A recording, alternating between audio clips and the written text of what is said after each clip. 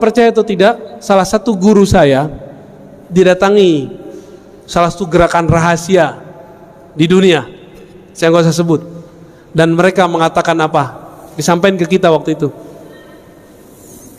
Ini Bapak percaya atau tidak, ini bukan stigma negatif. Rumah-rumah tahfiz, mahat-mahat tahfiz yang tidak jelas sanadnya itu proyeknya kami untuk mengadu ulama-ulama yang ada di pesantren-pesantren dengan orang yang juga berkopiah ngafal Quran tapi isi dalam kolbunya tidak ada Quran. Dia cuma pun pergerakan orang hari ini buat negara Islam, buat khilafah Islamiyah itu akan terhalang terus.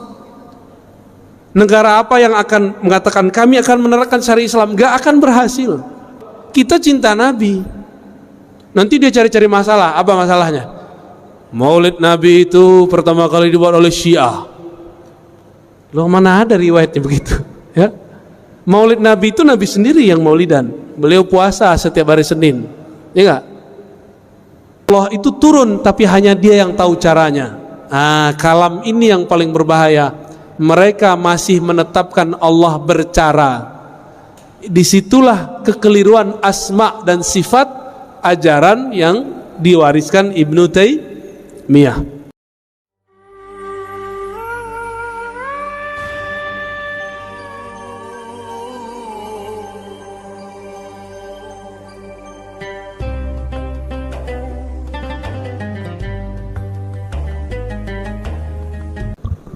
Baik, kalau ada yang tanya nih ada langsung. Ya. Ada kertas ataupun pertanyaan, kami berikan 3 orang penanya terlebih dahulu. Baik, 1, 2, 3. Ya, sini Pak. Assalamualaikum Tuan Guru. Waalaikumsalam warahmatullahi Ya, perkenalkan nama saya Beni Lubis, Pekanbaru. Pekanbaru. Lubis Pekanbaru. Asalnya Mandailing, Iya. tapi sudah lama di Pekanbaru. Baik. Ya. Saya mengakui saya belum berilmu dan masih belajar banyak. Pertanyaan saya yang sekarang viral ini, apakah Salafi atau Wahabi itu tidak ada yang benar atau sesuai dengan ajaran kita syariat Islam ataupun Ahlus Sunnah wal Jamaah? Karena saya sering juga pergi mengikuti pengajian-pengajian di Pekanbaru ini dengan beberapa guru, bukan satu guru. Dan yang saya temui itu guru bukan Salafi, dan beliau mengatakan Salafi itu sebenar-benarnya benar kalau yang aslinya. Ya, ya. Oke.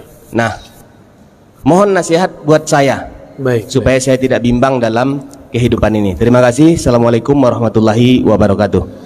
Assalamualaikum warahmatullahi. Saya panggil Pak Lubis saja ya. Lubis Al-Mandailingi. Ya. Luar biasa itu Lubis. Baik, bismillahirrahmanirrahim. Alhamdulillah wassalatu wassalamu ala sayyidina Rasulullah ma ba'du. Apakah Salafi itu tidak ada benar-benarnya? Itu pertanyaannya ya. Ya ada benarnya lah Pak. Masa nggak ada benarnya? Ya. Cuma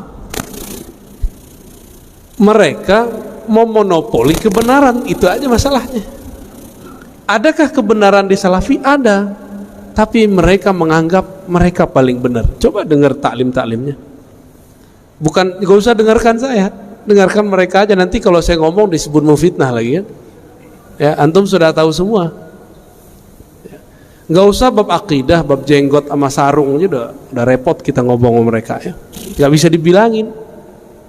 Udah kita bacakan hadis Sahih Bukhari, hadis pertama Kitabul Libas, bahwa Nabi SAW sholat kusuf, yajurru thawbah, sarungnya di bawah mata kaki, pakaiannya di bawah mata kaki.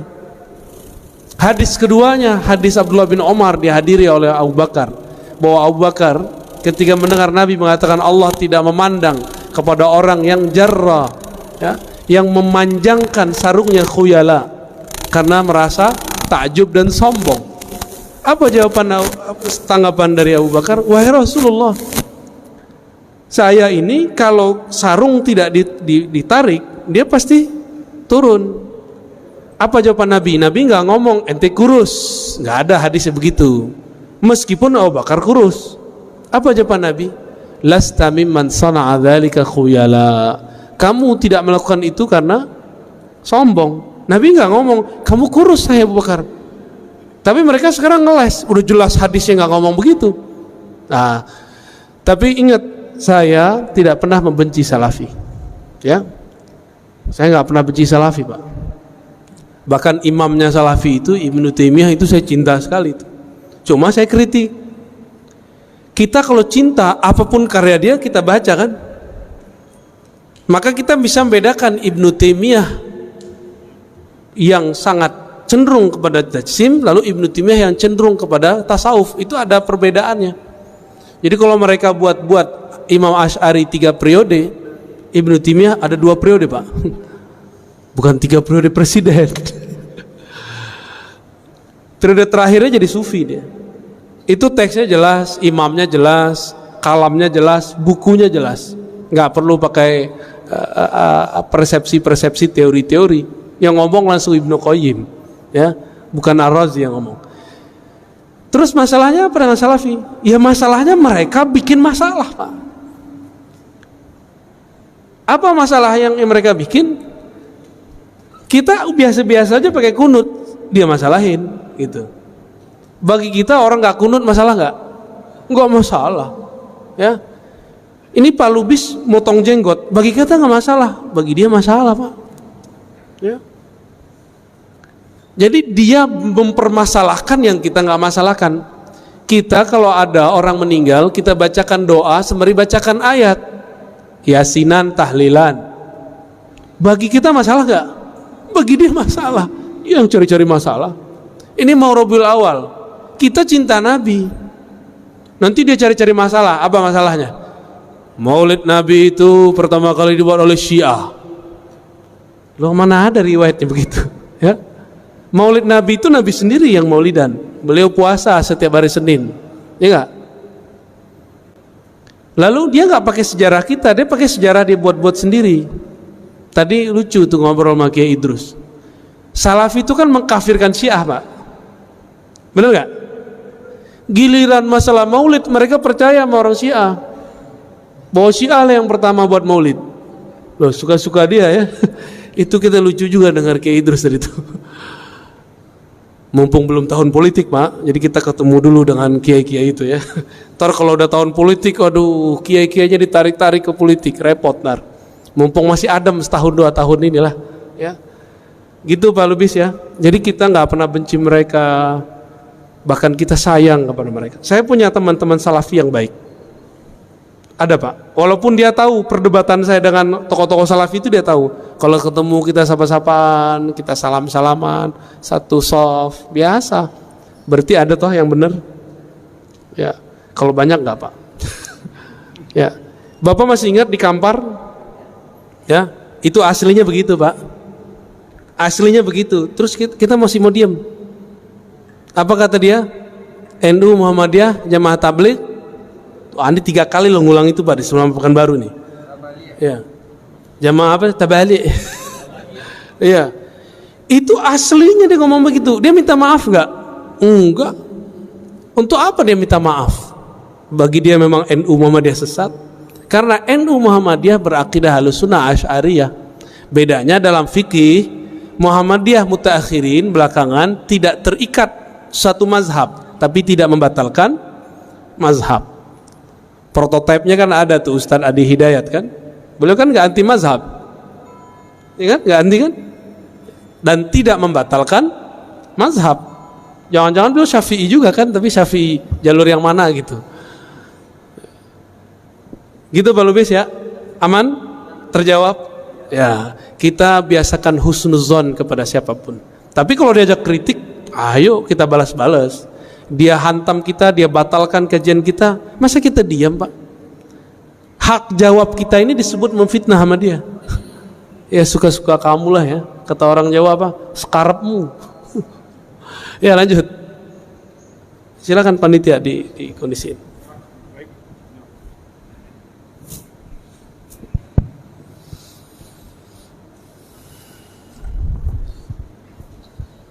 Assalamualaikum warahmatullahi wabarakatuh. Assalamualaikum warahmatullahi. Buya, Saya memang mengikuti Buya beberapa kali dari pertemuan ini. Kemarin di Masjid Ar-Rahman Buya bicara masalah tauhid. Tauhid itu yang terakhir adalah surat Al-Ikhlas. Buya katakan bahwa di surat Al-Ikhlas itu ada tauhid uluhiyah dan tauhid rububiyah.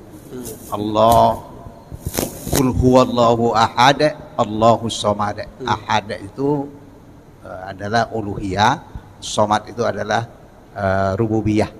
Maka di buku Buya tulis itu nanti bukan uluhiyah tetapi adalah ahadiyah dan somadiyah.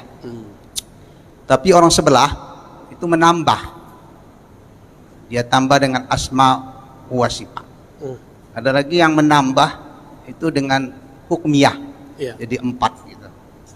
Apa itu sebenarnya mengkaji tauhid itu? Ada uluhiyah, ada rububiyah dan asmaul sifat. Itu, dan di mana ini letaknya, Buya? Terima kasih. Assalamualaikum warahmatullahi wabarakatuh. Bagus Pak, Bapak mengikuti ya. Udah kayak mahasiswa nanya dosen. Pertama, tolong digarisbawahi, istilah uluhiyah kita berbeda definisi dengan uluhiyah salafi. Istilah rububiyah kita berbeda definisi dengan rububiyah salafi. Uluhiyah kita adalah Allah mengahadkan dirinya sendiri dengan kalamnya sendiri. Itulah kul huwallahu ahad. Hanya Allah lah yang bisa mengesahkan dirinya sendiri sesempurnanya. Itulah tauhid uluhiyah. Uluhiyah kita sebut juga dengan bab. Jadi kalau ahli-ahli tasawuf nyebutnya ahadiyah, tapi ahli akidah nyebutnya uluhiyah. Adapun yang kedua, tauhid samadiyah, yang boleh diartikan tauhid rububiyah, tauhid penciptaan, pengaturan alam semesta. Jadi Allah itu ngatur kita lewat nama As-Samad itu. Dengan As-Samad itulah Allah menghidupkan satu rambut di tubuh, satu sel di badan kita. Maka Allahus Samad disebut tauhid penciptaan, tauhid pengaturan alam semesta, bahwa dialah satu-satunya yang numbuhin rambut bapak sendiri atau Allah? Yang numbuhin badan mak kita atau Allah? Allah ya. Nah, itu maksudnya.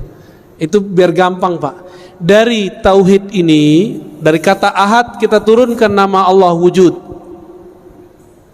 Dari kata samad turunlah sifat-sifat yang lain yang kita sebut sifat wajib, salbiyah, ma'ani, ma'nawiyah. Digabung jadilah sifat 20. Karena Bapak ini nggak bisa ngapalin sifat 20 sebagian, kalau Bapak mungkin bisa ngapalin. Yang lain kan susah Pak, udah kita ringkes jadi 2. Pembagian 20 itu kan untuk zamannya, untuk zaman kita bisa lebih mudah, 2 aja cukup. Ahadiyah, samadiyah, atau uluhiyah, rububiyah. Lalu bagaimana dengan tambahan orang yang menambahkan asma wa sifat? Nah, tunggu dulu, kita ganti topik. Uluhiyah rububiyah yang kita maksud barusan ini akidah ahlus sunnah. Sedangkan yang bukan ahlus sunnah tapi mereka mengklaim itulah tauhidnya Nabi, bahkan di buku-buku mereka itu inilah tauhidnya para Nabi bahkan sebelum Nabi Muhammad. Lebay gak? Emang para Nabi dulu tauhidnya uluhiyah rububiyah asma sifat? Ada gak mereka bagi tauhid? Gak ada kan? Pembagian ini artinya berbeda. Uluhiyah versi Ibnu Taimiyah artinya tiada yang berhak disembah kecuali Allah, disebut tauhid ubudiyah. Adapun tauhid rububiyah sama, tauhid penciptaan alam semesta. Mereka tambahkanlah satu, al-asma was sifat. Ibnu Taimiyah tidak mengerti akidah Asy'ari. Kata dia, Asy'ari hanya meyakini 7 nama atau 7 sifat Allah. Coba tanya ke orang-orang yang berakidah Asy'ariyah, betulkah begitu? Tidak. Sampai sekarang saya yakin Ustadz yang di Pekanbaru juga mengulang kesalahan yang sama, menuduh kita aswaja ahlus sunnah hanya meyakini 7 sifat. Terus kita komentarnya gimana? Sotoy loh gitu ya. Tahu nggak sotoy? Sok tahu. Mana ada akidah ahlus sunnah cuma menetapkan 7 sifat. 20 sifat itu pun itu hanya rumusan-rumusan supaya gampang, disebut dengan ummahatus sifat. Sifat Allah itu banyak, diringkas biar mudah. Di akhir zaman ini ribet ngajarin 20, saya ajarin aja 2 tuh, ahadiyah sama gampang tuh. Mana dalilnya? Itu kan qul huwallahu ahad dalilnya ya. Yang dimaksud tauhid asma dan sifat menurut kelompok itu bukan asma wa sifat yang kita maksud. Bagi dia, kalau disebutkan Allah punya yadnya besar, tapi bukan seperti tangan ini. Kalau disebut nuzul, Allah itu turun, tapi bukan seperti turunnya kita dari tangga, tapi beneran dari atas ke bawah. Allah itu turun, tapi hanya dia yang tahu caranya. Kalam ini yang paling berbahaya. Mereka masih menetapkan Allah bercara. Disitulah kekeliruan asma dan sifat ajaran yang diwariskan Ibnu Taimiyah. Ya ghafarallahu lahu, semoga Allah mengampuninya. Dengan akhir hayatnya ditobat. Ya, kita bilang begitu Pak, disebut memfitnah lagi. Ya, padahal beneran tuh Ibnu Taimiyah, kata Zahabi, dia tobat di akhir hayatnya. Bagaimana dengan kelompok yang mengganti? Jadi Salafi ini ada yang murni ngaji-ngaji aja Pak, debat-debat, nyala-nyalain bidah-bidahin. Ada Salafi yang kesusupan, namanya Salafi Haroki, Salafi pergerakan. Salafi pergerakan terbagi 2. Ada yang jihadis. Apa arti jihadis? Ngajak perang. ISIS, dulu Al-Qaeda. Kalau di Indonesia Jamaah Islamiyah kali ya. Itu haroki jihadi. Ada yang kedua, haroki siyasi, harokah tapi pergerakan politik. Maka mereka ada yang jadi partai A masuk ke partai B gitu. Apa akidah mereka? Uluhiyah, rububiyah. Yang ketiga itu tauhid mulkiyah atau hukmiyah, bahwa pemerintahan di alam semesta di dunia ini harus satu, daulah Islamiyah. Ya bagus sih, cita-cita daulah Islamiyah bagus nggak? Tapi kalau versi mereka saya nggak mau. Ya, daulah Islamiyah yang kita tunggu itu daulah Islamiyah yang nanti akan dibangkitkan oleh Al-Imam Al-Mahdi. Itu aja Pak, nanti udah nggak ada lagi. Maka apapun pergerakan orang hari ini buat negara Islam, buat khilafah Islamiyah, itu akan terhalang terus. Negara apa yang akan mengatakan kami akan menerapkan syariat Islam, gak akan berhasil. Ada aja halangannya. Karena Allah tidak ridha kecuali untuk imam akhir zaman. Ini kan udah mulai banyak berita-berita nih. Nanti antum akan menilai ustadz cuma karena masalah politik. Tadi ada yang nanya di masjid apa tadi? Yang pagi-pagi. Tapi pas lagi makan, ustadz ini kayaknya pro Jokowi nih. Kata dia, loh saya kan nyoblosnya Prabowo. Masalahnya Prabowo sekarang jadi menterinya Jokowi. Ini canda-canda kita Pak. Kita tanya balik. Pertanyaannya disampaikan oleh bapak itu tuh, mana tadi? Yang gak datang dia. Apakah akidah Ahlussunnah batal karena pilihan politik? Saya nanya cuma gitu. Batal nggak Pak? Hah? Iya. Gimana nih? Bingung mau iyanya. Batal apa enggak? Apa hubungannya Bapak ini projo sama probo dengan Ahlussunnah? Apa hubungannya? Adakah dalam kitab-kitab Ahlussunnah, adakah dalam Al-Quran dan Sunnah, kalau kamu projo kamu nggak sah aswajanya, kalau kamu probo kamu aswaja beneran? Ada nggak? Ini urat takut saya nggak ada Pak, sorry ya. Ini kan beberapa kan takut ditinggal jamaahnya cuma karena masalah projo dan probo. Orang dekat saya itu dia nyoblosnya Jokowi Pak. Tahu maksudnya orang dekat saya? Ya, jangan bilang-bilang. Tapi kami biasa-biasa aja tuh. Karena dia ngerti, saya juga ngerti bahwa beda pilihan politik tidak berpengaruh kepada status akidah ahlus sunnah. Namun orang baru hijrah, orang lagi semangat beragama, dicuci otaknya oleh orang-orang yang ingin mainkan agama dalam kancah politik atau politik dalam kancah agama, dibolak-balik. Itu cikal bakal khawarij yang menjadikan pilihan politik sebagai status keimanan. Siapa dulu yang mengkafirkan Sayyidina Ali? Khawarij. Cuma karena pilihan politik, beliau menerima hasil diplomasi. Sayyidina Ali dibunuh, Pak. Dibunuh oleh orang yang menganggap beda pilihan politik kafir. Karena Ali berhukum dengan hukum selain Allah. Oh, bisa begitu ntar. Nanti tambah parah ke sono. Tapi semoga yang hadir ini faham maksud saya. Jadi nanti kalau saya beda pilihan dengan Ustadz Zul Uzair, mana ustadznya di sini nih? Dengan UAS, dengan Kiai Idrus, itu nggak masalah, Pak, nggak ada masalah. Cuma jamaah kan yang masalahin. Kami tahu cara berbeda. Nanti 2024 Bapak saksin aja, kami beda itu. Nggak ada masalah kok.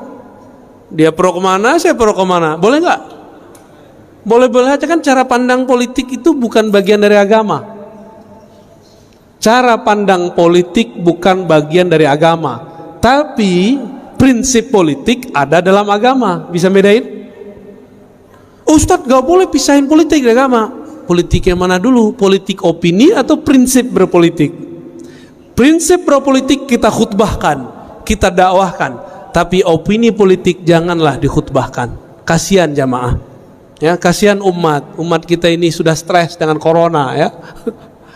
Udah, apalagi? Jadi itu akidah semi-semi khawarij, Pak. Cuma yang masuk ke wilayah siasah itu aman sementara, saya nggak tahu nanti. Jadi kalau ada pergerakan politik, tauhidnya uluhiyah, rububiyah, asma wa sifat, terus dia ganti jadi hukmiyah atau siasiyah atau hakimiyah atau mulkiyah, apapun namanya, untuk sementara mereka masih aman. Tapi ke depan saya tidak tahu. Ya, wallahu a'lam. Ya. Apalagi? Assalamualaikum warahmatullahi wabarakatuh. Assalamualaikum. Nama saya Azmi Rozali. Tadi pagi hadir, subuh kemarin hadir di Masjid Rahman. Saya di khutbah tadi menangkap Ustadz memberi stigma tertentu negatif kepada para pesantren hafiz, adik-adik kita yang sedang berjuang untuk menghafal Al-Quran saat ini, Ustaz. Oke. Dan itu hampir jatuh air mata saya mendengar hal itu disampaikan di khutbah. Pertanyaan saya adalah, sebelumnya kalau itu diucapkan oleh Presiden Amerika, kami sudah biasa, Ustaz. Saya sudah biasa. Kalau itu diucapkan oleh kaum buzzer yang membenci Islam, kami juga sudah biasa, Ustaz. Ini yang sekarang yang ngomong saya. Tapi kalau gitu kan? sekarang yang bicara itu Ustaz, memang agak hampir jatuh air mata saya, Ustaz, mendengar itu. Jadi, kenapa Bapak jatuh air matanya? Apa saya menyerang orang rumah tahfiz? Iya, Ustaz. Bapak salah paham. Dari khutbah itu yang saya tangkap, itu Ustadz memberi stigma negatif kepada para kelompok hafiz Al-Quran. Terima kasih. Assalamualaikum warahmatullahi wabarakatuh. Assalamualaikum warahmatullahi wabarakatuh. Bapak kira saya bukan orang rumah tahfiz? Saya orang rumah tahfiz juga, Pak. Bapak kira saya bukan penghafal Quran? Saya penghafal Quran juga. Saya punya sanad Quran juga. Tapi baginda Nabi mengabarkan nanti di akhir zaman akan muncul khawarij yatluna ayatillah rotba.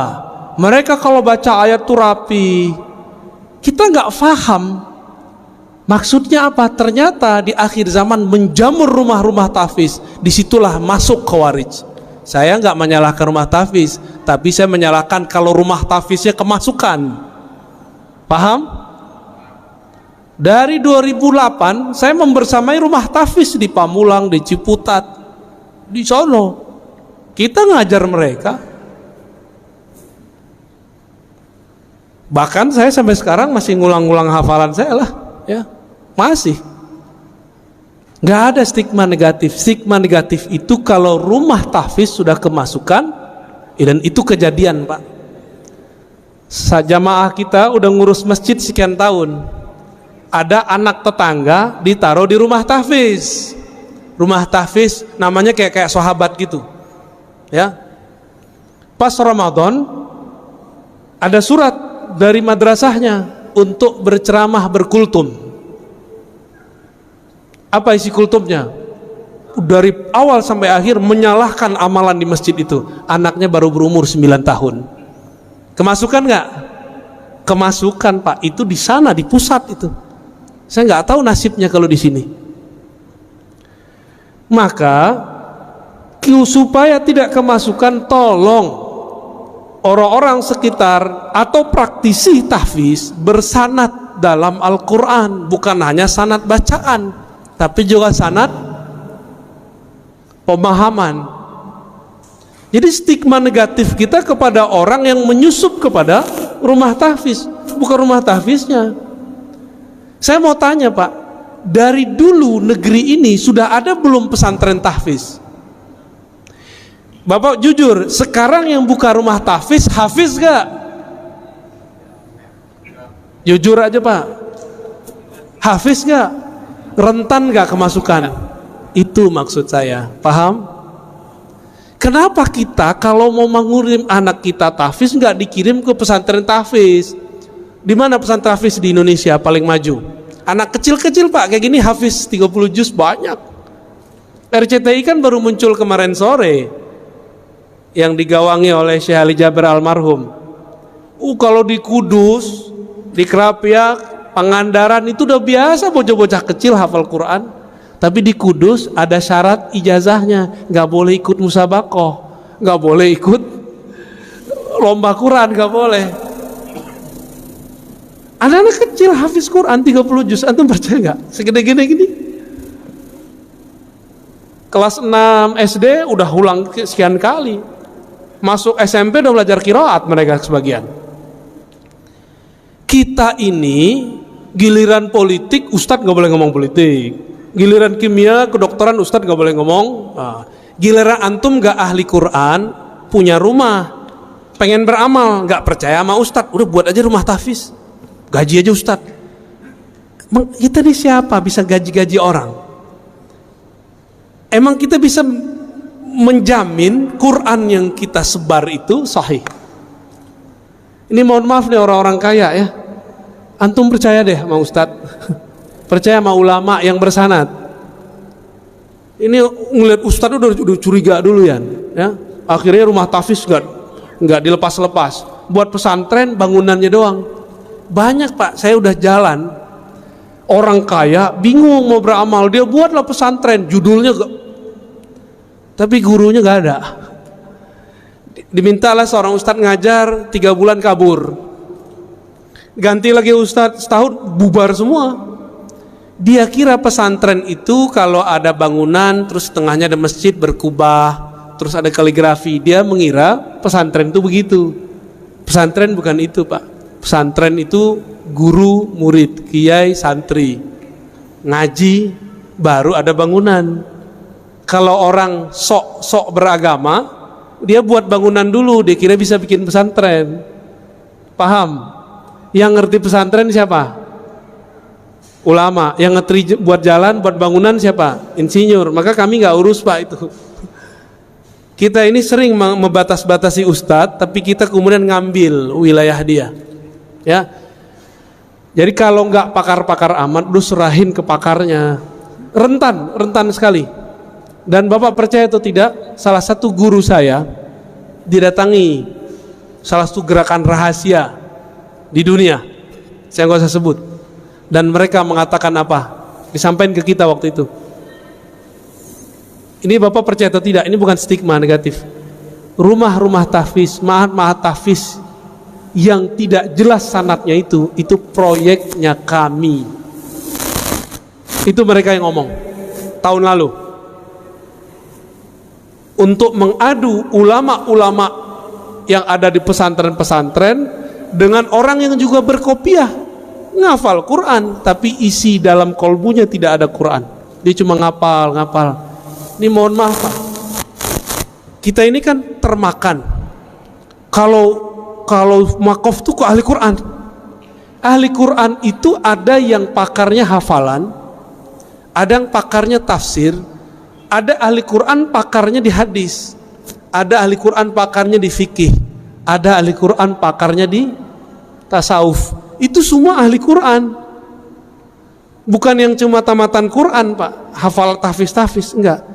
Apakah bisa mengamalkan Quran tanpa ilmu fikih?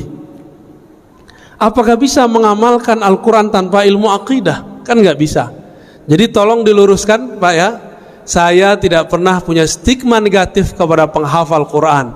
Saya cuma mengkhawatirkan jika rumah-rumah tahfiz dibuat oleh orang yang bukan ahli agama, nanti kesusupan oleh kelompok khawarij. Itu aja Pak. Ya.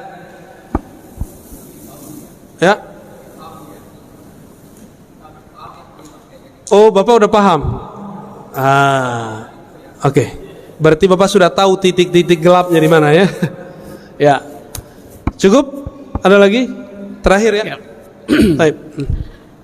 Baiklah, Assalamualaikum warahmatullahi wabarakatuh. Waalaikumsalam warahmatullahi. Nama saya Afdal A. Saad dari Solok, Sumatera Barat. Masya Allah. Jadi siang ini kita tinggal di Solo apa di sini Pak? Tinggal di Solok. Kita sama-sama tamu di An-Nur siang ini. Terima kasih. Pertanyaan pertama, kenapa setahu saya di Riau dan Sumatera Barat tidak diminati tinggal oleh para habaib? Mereka lebih cenderung Pulau Jawa, Kalimantan. Ini supaya jemaah jangan salah memahami, tolong beri pencerahan dalam hal itu. Iya. Yang kedua, Al-Quran cetakan Madinah yang dibagi-bagi kepada jemaah umrah, saya juga dapat. Itu Bismillah, biasanya kita mengenal lafaz jalalah Allah itu di atas tanda tasydid itu barisnya berdiri, jadi bacanya mat Allah. Tapi Al-Quran cetakan Madinah itu sudah miring aja, enggak mat lagi. Jadi jemaah umrah banyak yang ragu ini bagaimana pencerahannya. Baik. Itu pun yang lain-lain, Makkah, Makkiyah, Madaniyah, di sana tidak ada lagi. Informasi di awal surat itu berapa jumlah ayatnya dan berapa rekaknya. Bahkan rekak itu sendiri pun di Al-Quran Madinah tidak ada lagi. Padahal itu batas ruku Nabi. Oke. Ya. Baik. Itu yang kedua. Yang ketiga, maaf terlebih dahulu, kritikan hal. Apa? Kalau keadaan kita sekarang ini, kalau tadi Ustadz nampaknya persilakan yang bertanya sebelah kiri dulu, terakhir sebelah kanan. Apa ini kira-kira ada kececer sunnah kita kalau Rasul? Bapak ngeritik saya, kritik pengurusnya Pak. Baik Pak, terima kasih Pak. Ya kalau pengurusnya, Bapak serius amat soalnya. Ya, Ustadz juga harus membenarkan itu. Iya. Jadi ini jadinya saya yang dapat posisi duduk sudah saya atur dari tadi Pak. Karena punya harapan saya yang pertama dulu. Tapi saya yang jadi penutup. Nah ini mungkin karena ya gitulah. Iya. 3 pertanyaan. Tangannya kurang tinggi Pak. Ya. Bagaimana Pak? Iya. Sudah. Terima kasih 3 pertanyaan siang ini. Assalamualaikum warahmatullahi wabarakatuh. Assalamualaikum warahmatullahi. Jauh sekali Pak dari Solo.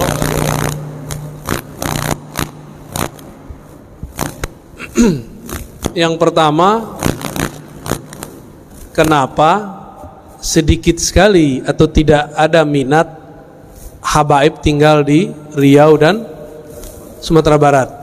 Kalau Riau sudah mulai Pak, setiap kota sudah mulai ada. Pekanbaru, Duri, Dumai sudah ada ya. Saya udah ketemu beberapa ya udah mulai. cuma kampung Bapak belum.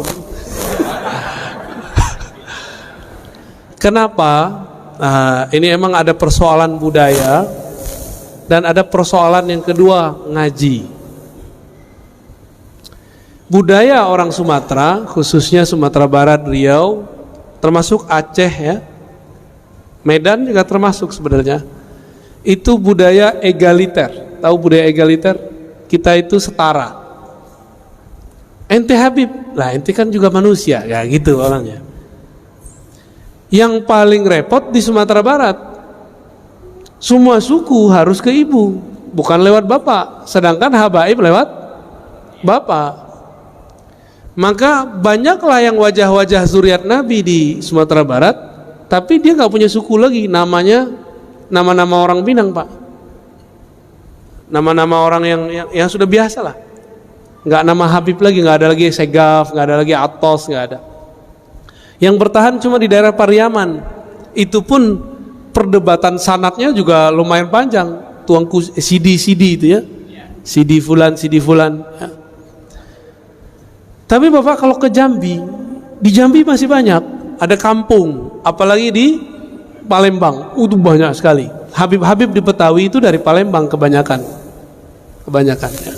Bahkan ada yang beberapa dari pesisir Aceh ya. Baik.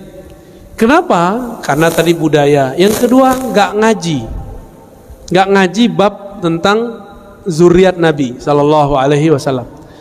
Ini saya pernah menyampaikan hadis tentang menghormati zuriat Nabi di depan tokoh MUI dari kampung saya, Pak, dari Payakumbuh. Apa kata dia? Kamu kalau baca hadis ini nih, kamu akan dituduh Syiah. Loh, kenapa, Pak? Ini kan hadis Sahih Muslim. Dia bingung, emang Sahih Muslim? Kita bacain hadisnya. Nabi mengatakan, inni tarikum fikum tsaqalain. Aku tinggalkan kepada kamu dua beban, dua wasiat. Pertama kitabullah, yang kedua ahlu baiti. Hadis yang masyhur, taraktu fikum amrain, ya kan? Itu hadisnya nggak sampai derajat sahih. Kitab Allah wa sunnati ya. Itu hadisnya tidak sampai derajat sahih, cuma riwayat Ibnu Abi Syaibah. Yang sahihnya apa? Ada di riwayat Imam Tirmizi, taraktu fikum amrain atau saqalain atau syai'ain. Pertama kitab Allah, yang kedua ahla baiti itrati. Giliran hadis begini, orang-orang yang ngaku Ustadz Sunnah nggak mau baca, Pak, dia nggak mau dia baca. Aku tinggalkan bagi kalian dua wasiat. Pertama kitab Allah, yang kedua terahku, keturunanku, ahlu baitku. Maka hadis ini mulai saya sebarkan. Silakan antum tuduh saya apa aja, yang penting saya ngikut Rasulullah Sallallahu Alaihi Wasallam. Maka cinta kita kepada ahlu bait beda dengan cintanya Syiah kepada ahlu bait. Kita mencintai ahlu bait tanpa membenci sahabat dan istri-istri Nabi. Sedangkan Syiah mencintai ahlu bait tapi membenci sebagian sahabat. Itu bedanya. Bagi saya ada dua keluarga Nabi, ada keluarga nasab, ada keluarga sahabat. Itu dianggap keluarga beliau, dan beliau mengatakan, aku dengan kalian seperti orang tua kepada anak-anaknya. Terjawab, Pak? Budaya Masih ada yang ragu, kankah Hasan Hussein dari anak Rasul yang perempuan juga? Iya, tapi masalahnya orang Minang gimana? Ya? Nabi SAW mengatakan, semua nasab terputus kecuali nasabku. Maka khusus buat Nabi itu matrilineal dari Fatimah, tapi setelah itu kembali ke, kan bapaknya masih ahlu bait, Abu Thalib, ya, nggak ada masalah kok, Pak. Kalaupun anggap nih matrilineal, emang nggak sah tuh nasab ke ibu, berarti bapak batal sebagai orang Solo kan? Ya, oke. Ciri-ciri tentara Dajjal di akhir zaman tidak percaya zuriat Nabi. Kenapa? Imam Mahdi itu zuriat Rasulullah SAW. Nanti dia muncul, nggak mungkin. Keturunan Nabi udah habis. Ada gak yang ngomong begitu?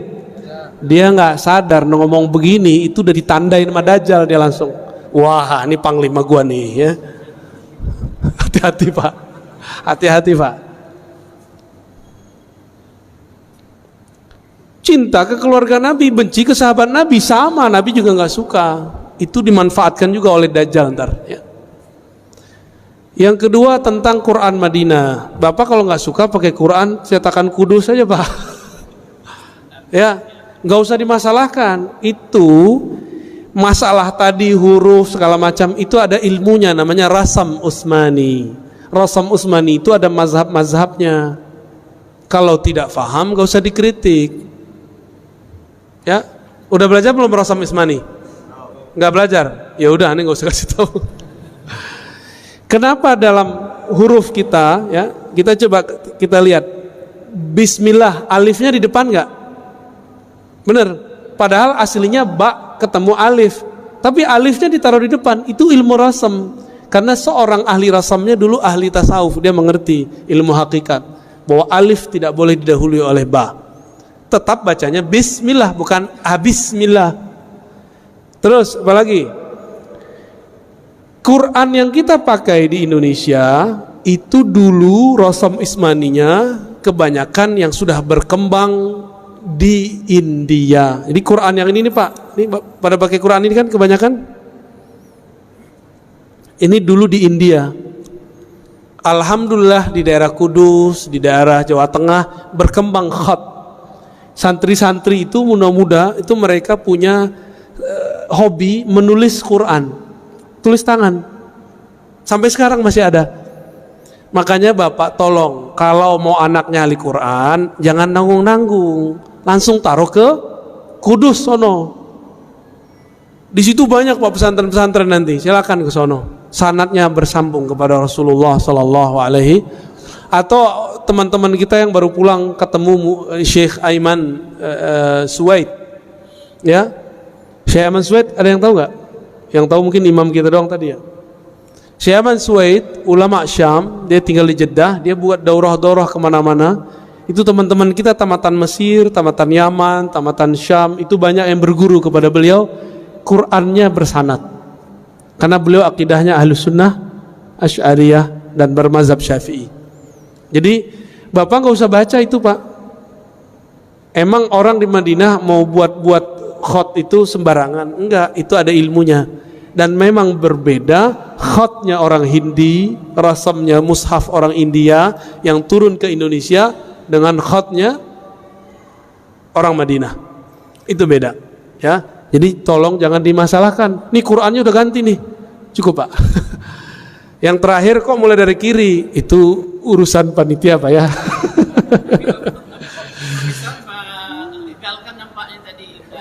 Loh, saya nggak ngelihat Bapak kok. Tangannya kurang tinggi Pak. Maaf Pak ya. Cukup. Kata Mr. Adam udah nggak boleh. Ini keturunan Nabi Adam ini. Baik, saya rasa cukup. Mohon maaf, ini sambil serius terus dibawa canda ya. Jangan serius-serius amat, jangan juga terbawa canda ya. Mohon maaf kalau ada yang tersinggung, tersenggol. Saya tidak bermaksud menyinggung siapa saja, tapi memang saya begini adanya. Mohon ridhonya, mohon dibuang kalau ada rasa kesal, saya pun membuang kalau ada rasa tersinggung. Nasallallahu salamat as-sadar, kita minta kepada Allah hati yang selamat, hati yang bersih. Al-Fatihah. Iya kan ya. Siratal ladzina Subhanakallahumma bika asyhadu an la ilaha illa anta astaghfiruka wa atubu ilaik. Assalamualaikum warahmatullahi wabarakatuh.